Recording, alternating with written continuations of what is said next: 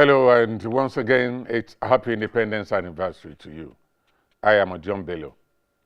The journey to nationhood since Nigeria got her independence in 1960 has been a very tortuous one.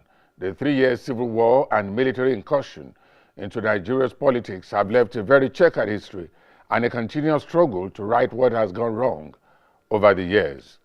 The inability to come up with a truly people's constitution as a roadmap for good governance, even up to now, has given rise to agitations at various intervals in Nigeria's journey to nationhood, with the divergent voices flowing loudly from many quarters in recent times. The quality of leadership is also one that has declined seriously from what was handed down by the founding fathers. Analysts believe quality, selfless leadership has become a very rare commodity in our national march. Through it all, Nigerians are hopeful. Nigeria began this journey in 1960. We have gone through several governments in that process. We had the first constitution, after independence, 1966 constitution, under which we had regions as the structure for the country. I think between 60 and 66, before the coup, Nigeria was on the right path. Nigeria was making progress and was comparable to her peers in the Committee of Nations. In fact, Ibadan had a TV station, one of the first in Africa. And also in other indexes of development, Nigeria was doing very well. We were on the march. But then we had the coup, 1966, and then for the civil war. That set the country back. After the war, we began to practice a more centralized structure where the center became overbearing and the various components, the states, had less influence and less power and less authority. And the center became inefficient, and that was how our decline began as a nation. Nigeria has come a long way. We have done, as we have done fairly well, but we can do better. I must say that Nigeria has come of age since our independence in 1960, and if you look at it, we are trying to clock 57 now.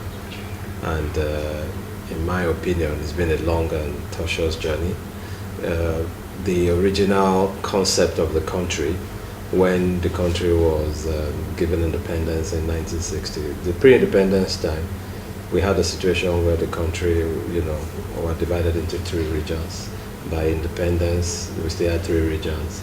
And, the Republican Constitution in 1963 guided leadership until the military incursion. It's been the first military incursion they had about 13 years. Then we got 4 years of democracy. We had another 16 years of military incursion. Now we have the Third Republic, and we've been going on, and it's not been easy.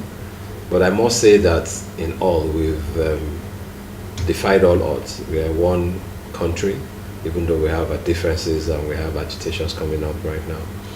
But we must thank God for the opportunity of being together all these years. And we have been discussing our problems, and I think we've identified our differences, and we're trying to see how we can, still be together as a nation despite our differences.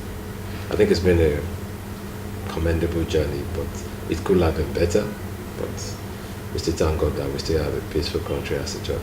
Okay, talk about the unity that we are still together today. Is there any other achievement that you can say that yes, since independence, Nigeria has been able to achieve this or that? I would like to say that in the pre-independence time, we had the regions, and a lot of people, we had a situation where people had like for instance, the Western region at independence, they had a free education policy. They started access to education. The pre-colonial period, Nigerians didn't really have access to proper education. With independence and the country coming, I don't think the problem in this country, we've gone through a situation where we have a lot of Nigerians who are competent and capable and well-learned, and they can hold their own anywhere in the world. These are achievements. we know that when you look at the statistics, we still might not be doing too well in the statistics of people that have access to quality education. I think with the population growth, it's even dropping. But at some point in time, as a nation, we had proper access to education, and the percentages of children that had access to early education was comfortable. But along the line, we didn't plan properly for the population growth. We are in a situation right now where there are concerns about access to quality education from basic education levels. But I want to say that Nigerians have come of age as people who are enterprising, people who will strive to make ends meet despite all odds. We've seen Nigerians excelling everywhere in the world. There is a perception that there is no university, for instance, in the UK, that you don't see a Nigerian professor. We have optimized our population strength, and we are there in the global level, and we're also here as Nigerians, and we're faring well. I won't say it is all uhuru. We have problems. We have a situation where a lot of Nigerians have not been able to get access to basic livelihood, and the standard of living is not too much to write home about. But I must say that the fact that we, as a people, we have developed ourselves as a people, and the most important tool for future growth is human resource. We have a lot of capable human resources in the country that will be able to galvanize us into where we need to be. So what we need to do to optimize this human resource capacity that we have is to put the necessary structures and institutions in place that will make sure that the human resource is optimized for success. So in the area of human resource development, that, in my opinion, is one mileage that we have achieved as Nigerians, and we can stand bold to be proud of, either as Nigerians in Nigeria or Nigerians in diaspora. I think we are properly represented. Then we have other areas of milestones, along the line from our very faulty foundations. We have sort of evolved and made ourselves forces to be reckoned with in some sector of the economy. Do you understand? I would say, for instance, the banking subsector of the economy. Nigeria is still, in Africa, we stand out, our banks stand out. We have Nigerian banks that are outside this country. We've not done too well in agriculture. I think we should have gone, way beyond where we are in agriculture, because we started well. But with the discovery of oil, I think we went to sleep and we lost it. But thank God now that there is a redirection and reinvention of capacity and focus on agriculture. We've also done well in the entertainment and music industry. The Nollywood is probably the second, largest in the world, next to, I'm told, Hollywood.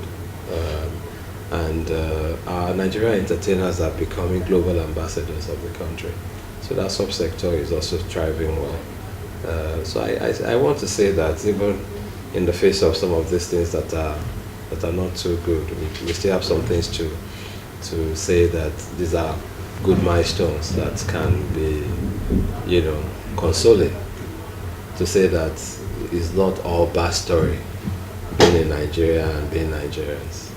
President Muhammadu Buhari, in his October 1st broadcast, noted that it will always be a day of celebration despite the trials the country is passing through. He warned against divisive action, saying the government will not tolerate any advocacy to dismember Nigeria, and that the political freedom provided by his administration in the last 2 years is being abused, apparently referring to the Southeast. Buhari regretted that responsible elders do not warn their hot-headed youths about the consequences of a civil war. The country has gone through trials and tribulations, but October 1st is always a day for celebrations. It is a day for thanksgiving, reflection, and rededication. It is also a day for remembrance. We should remind ourselves of the recent journey from 1999 to 2015, when our country happily returned to democratic rule. However, in spite of oil prices being an average of 100 United States dollars per barrel and about 2.1 million barrels a day, that great piece of luck was squandered and the country's social and physical infrastructure neglected. We were left with no savings and huge infrastructure deficit. The APC government's campaign, rallying cry to restore security, rebalance the economy, and fight corruption was not all rhetoric. The country must first be secured. The economy must be rebalanced so that we do not depend on oil alone. We must fight corruption, which is Nigeria's #1 enemy. Our administration is tackling these tasks in earnest. In the past 2 years, Nigeria has recorded appreciable gains in political freedom. A political party at the center losing elections of state governor, National Assembly seat, and even state assemblies to the opposition parties is new to Nigeria. Added to these are complete freedom to associate, to hold, and disseminate opinions. Such developments clearly attest to the country's growing political development. But like all freedoms, this is open to abuse. Recent calls on restructuring, quite proper and a legitimate debate, has let in highly irresponsible groups to call for dismemberment of the country. We cannot and we will not allow such advocacy. As a younger officer, I took part from the beginning to the end in our tragic civil war, costing about 2 million lives, resulting in fearful destruction and untold suffering. Those who are agitating for a rerun were not born by 1967 and have no idea of the horrendous consequences of the civil conflict which we went through. I am very disappointed that the responsible leaders of these communities do not warn their hot-headed youth what the country went through. Those who were there should tell those who were not there the consequences of such folly. At all events, proper dialogue and any desired constitutional changes should take place in a rational manner at the national and state assemblies. These are the proper and legal fora for national debate, not some lopsided, undemocratic body with predetermined set of objectives. Government is keeping up the momentum of dialogue with stakeholders in the Niger Delta to keep the peace. We intend to address genuine grievances of the communities.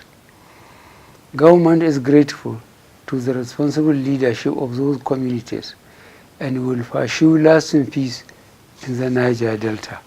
On security, Nigerians must be grateful to our gallant armed forces for rolling back the frontiers of Boko Haram's terrorism, defeating them, and reducing them to cowardly attacks on soft and vulnerable targets. Nigeria is grateful to its neighbors and the international community for the collective efforts to defeat this worldwide menace of terrorism. Shortly after the nationwide broadcast, President Buhari visited the Nigerian troops deployed to the northeast in Maiduguri, Borno State, to celebrate the independence anniversary with them.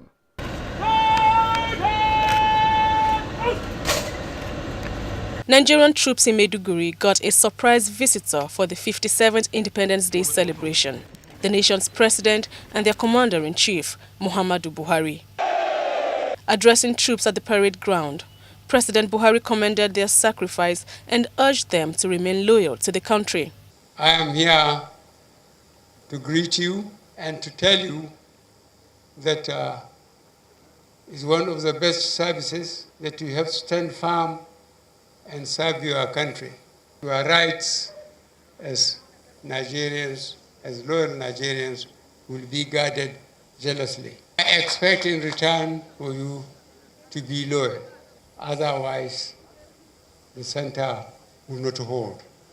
And this center is determined to hold. The Chief of Defense Staff assured that military troops will not relent in their counter-terror operations. The armed forces of Nigeria remain poised to confront evolving internal and external threats in order to guarantee the sovereignty of our country and the safety and security of our people. The President and Commander-in-Chief's visit has been described as a morale booster for troops of Nigeria fighting against Boko Haram, many of whom have been wounded in battle. One of them is Sergeant Owen Enya, who was shot in his neck in Bama. He has given me much confidence that yes, he has us in his heart and he really has the nation in his heart. If your commander-in-chief visits you in the front lines to tell you well done, I assure you that the performance is going to be something else. After the Independence Day festivities, the struggle continues for these troops in their efforts to defeat Boko Haram terrorists. The states also celebrated Nigeria's 57th independence anniversary with special messages for the people.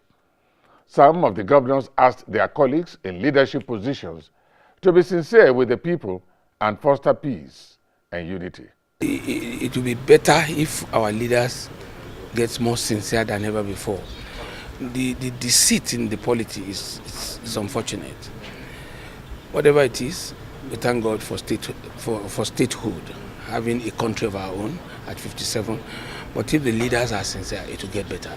Those calling for restructuring are the patriots of Nigeria, because we want to lay the foundation for a Nigeria that will last for the next 50, 100, 200 years to come. Our view as a state and as a joint nation and in the Niger Delta is that we support the call for restructuring so that we can all sit down and agree on how we can readjust our country. We are Nigerians. Nobody is more Nigerian than us. Nobody is more Nigerian than a Bayelsan or a Niger Delta man. Some appeal to Nigerians to keep hope alive and trust in God for a positive turnaround, as the country will surely surmount its challenges. To proclaim hope for our children. It is not all bad. Why is it that we don't have earthquake? Why is it that God blessed us with oil? Why is it that God gave us a rainbow of a country? He has a purpose. People might battle against the purpose of God, the divine will of God, but that is the most they can do. Nebuchadnezzar did it, but did he stop the war? I have faith and hope that our children today will become very, very successful even in this country. I think most Nigerians will agree with me that even though we have not accessed our gains after amalgamation, the present government led by President Muhammadu Buhari, GCFR, is making efforts to optimize our potentials as a nation. We must, therefore, all unite behind the national flag by setting aside the narrative of division, violence, and hate, and replace them with the narrative of peace and unity as aptly captured by our founding fathers on our coat of arms. I call on all concerned, especially those in authority, the led and the leaders, to embrace sacrifice. There's nothing better we can do in our nation at this moment than to make sacrifice. It is obvious that many of our activities in the time past has failed us, but responsibility has behold on our shoulder the new spirit of sacrifice for our nation's development. This sacrifice is not only for leaders, but for every citizen of the Federal Republic of Nigeria. In Anambra State, the people used the opportunity to press for local government autonomy, blaming ethnic and tribal agitations on lack of patriotism and effective local government administration. The 2017 Independent Anniversary celebration offers an opportunity to the leadership of Nigeria to return power to the masses through active local government areas administration. We are liberated, we are free. We can see that within us there is savage fight, and that savage fight is predicated on the diverse tribal leanings, and of course there is political upheaval. And what we have to do differently is ensuring that local government operates independently. That is where they live, and the absence of it is the Boko Haram and IPOB. For Ebele Obi, a lawyer, lack of patriotism from citizens is the major cause of agitations and corruption, which have also slowed down the pace of development across the country. We have problem of patriotism. Our patriotism is to our ethnic groups instead of the country. The corruption we have in this country, if you go deep, you know that patriotism is a real factor. The attention should be paid in our infrastructure, especially these two major routes I mentioned now. Enugu to Onitsha express route that is impassable now. Enugu to Port Harcourt that is impassable now. The commentators are, however, hopeful that Nigeria will build on the gains of independence to regain its place as the giant of Africa.